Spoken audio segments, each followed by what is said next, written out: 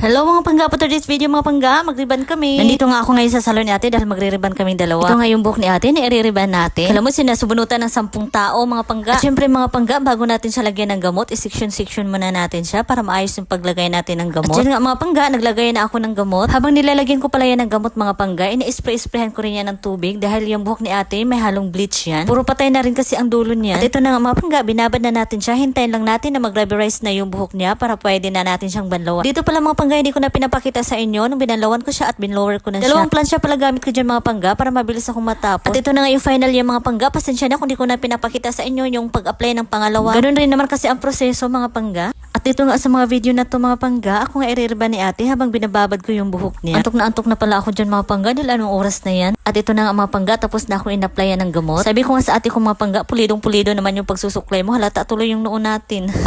Binabad pala namin ng 30 minutes yung buhok ko dyan mga pangga. Ganun ulit mga pangga, hindi ko na pinapakita sa video niyo ang pag-a-apply ng pangalawang gamot. Pasabi na lang talaga ako dyan mga pangga. Ay salamat, huling plansya na talaga to. Grabe, antok na antok talaga ako dyan mga pangga. Alam niyo ba kung anong oras na yan? Alas 5 na yan na madaling araw mga pangga. Magtaka kayo ha kung bakit inabot kami ng ganyang oras. Kaya kami inabot ng ganyang oras mga pangga dahil salit-silitan kami ni ate. Habang niriban niya ako, niriban ko rin siya mga pangga. O diba patas? Nakalibre ka pa.